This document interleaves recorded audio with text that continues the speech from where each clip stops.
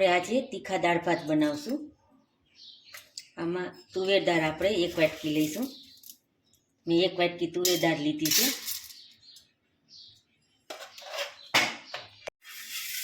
આપણે 1.5 વાટકી ચોખા લઈશું અને 1.5 વાટકી ચોખા લીધા છે। આ નાની વાટકી છે। આપણે દાળ ચોખા કાઢી લીધા છે। આપણે સારી રીતે 2 પાણીએ ધોઈ નાખીએ। આપણે દાળ ચોખા ધોઈ નાખ્યા। હવે આપણે અડધી કલાક પલાળી રાખશું।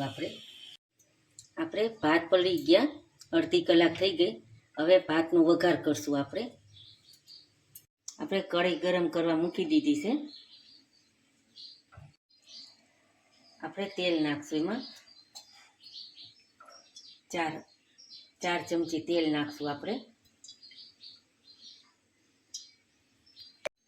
આપણે 2 ચમચી જીરું નાખશું। મારે નાની ચમચી છે। તમાલપત્ર નાખશું, લવિંગ 5 નાખશું, સૂકા મરચાં નાખશું અને આપણે ડુંગળી ઊભી સુધારી છે એ નાખશું। આપણે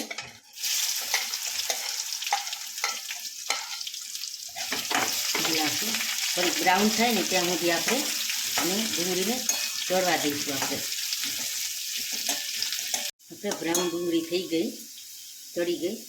એમાં અડધી ચમચી હિંગ નાખશું। મારે ચમચી નાની છે મસાલામાં, એટલે હું હવે ભાત નાખશું। આપણે પલાળી મૂક્યા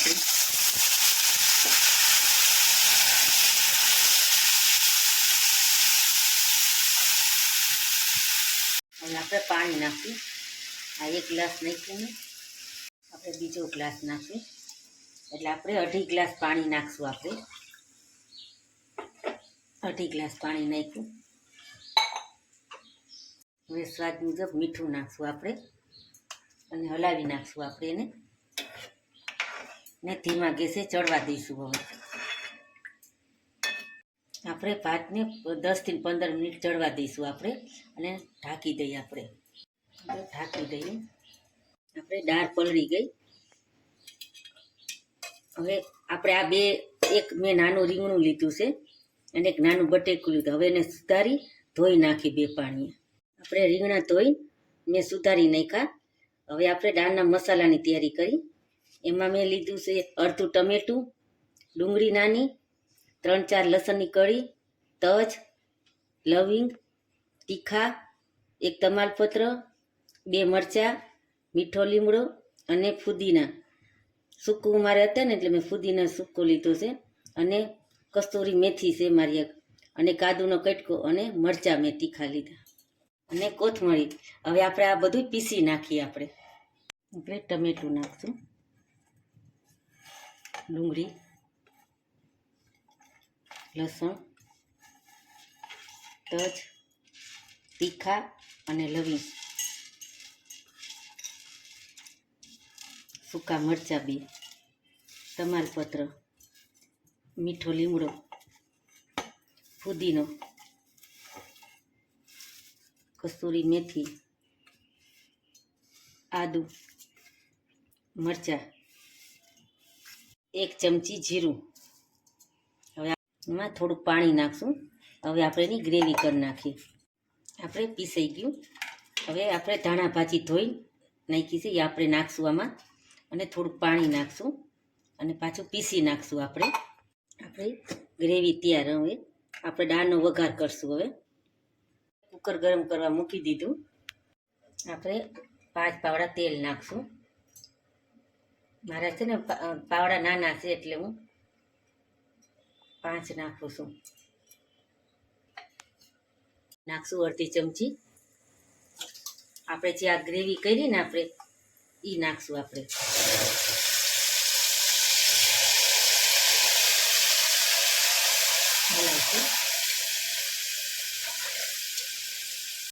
આ ધોઈને આપણે એનું નાખી દઈશું અને હલાવશું। આપણે જ્યાં સુધી તેલ છૂટું પડે ને ત્યાં સુધી હલાવવાનું। આપણે 5-10 મિનિટ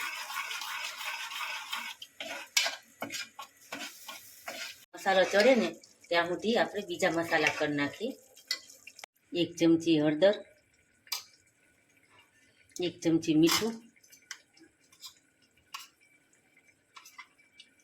2 ચમચી લાલ મરચું નાખશું આપણે અને 1 ચમચી ધાણા જીરું નાખશું અને પાણી નાખીને હલાવી નાખશું આપણે પાણી.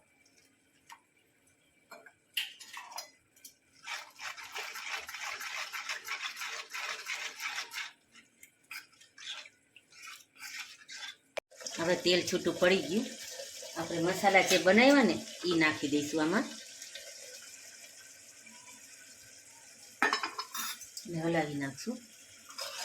હજી 5 મિનિટ રાખશું એટલે તેલ છૂટું પડી જાય એટલે એમાંથી બધો મસાલો આપણે પાકી જાય તો દાળ સરસ થાય આપણી.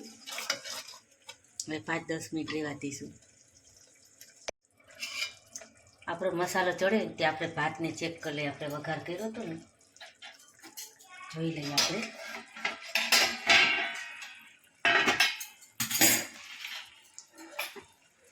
ભાત થઈ ગયા છે આપણે. હવે આપણે ગેસ બંધ કરી દઈશું. આપણે તેલ છૂટું પડી ગયું. આપણે મસાલો સરસ પાકી ગયો છે. હવે આપણે તુવેર દાળ પલાળી હતી ને એ નાખી દઈએ આપણે.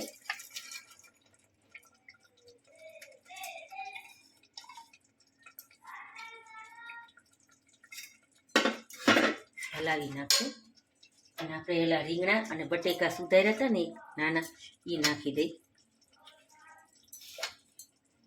તમે એકવાર આ દાળ બનાવજો, તમને બધાને ભાવશે મારી રીતે બનાવી. હવે આપણે પાણી નાખશું એમાં. હવે પાણી નાખશું આપણે 2 ગ્લાસ પાણી નાખ્યું. આપણે 2 ગ્લાસ પાણી નાખી દીધું. તમે મારા તીખા દાળ ભાત એકવાર તમે ટ્રાય કરજો, તમને જરૂર ભાવશે અને શિયાળામાં વધારે ભાવશે તમને આ.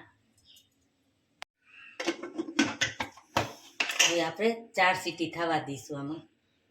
આપણે 4 સીટી થઈ ગઈ. આપણે ગેસ બંધ કરી દઈશું. કુકર ઠંડુ થઈ ગયું. આપણે ખોલશું. હવે આપણે દાળને જીરી નાખશું. આપણે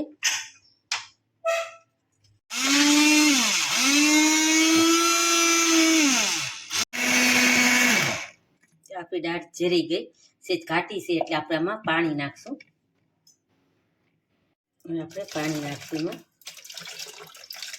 1 ગ્લાસ અને પાછી ગરમ કરવા મૂકશું અને ચાખીને આપણે સ્વાદ જેટલું મીઠું ઓછું લાગે તો આપણે એના પ્રમાણમાં આપણે મીઠું નાખવાનું. દાળ જીરી નાખી. આપણે ઉકાળવા મૂકી ગરમ પાણી નાખ્યું ને 1 ગ્લાસ એટલે એના પ્રમાણમાં થોડુંક મીઠું નાખશું. થોડુંક મોરું લાગે છે મને. હવે થોડીક વાર ઉકળવા દઈશું એટલે આપણી દાળ તૈયાર છે. પછી આપણે સર્વ કરી નાખીએ. ઉકળી જાય ને એટલે. દાળ ઉકળી ગઈ. આપણે ગેસ કરી દઈશું બંધ. હવે આપણે સર્વ કરી લઈએ. સર્વ કરશું.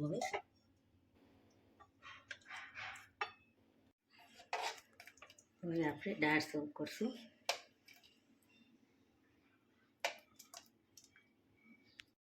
તમને મારા તીખા દાળ ભાત કેવા લાગ્યા તો લાઈક કરજો, શેર કરજો, સબસ્ક્રાઈબ કરજો. જો તમને મારા તીખા દાળ ભાત એક વખત જરૂર ટ્રાય કરજો તમે મારા તીખા દાળ ભાત.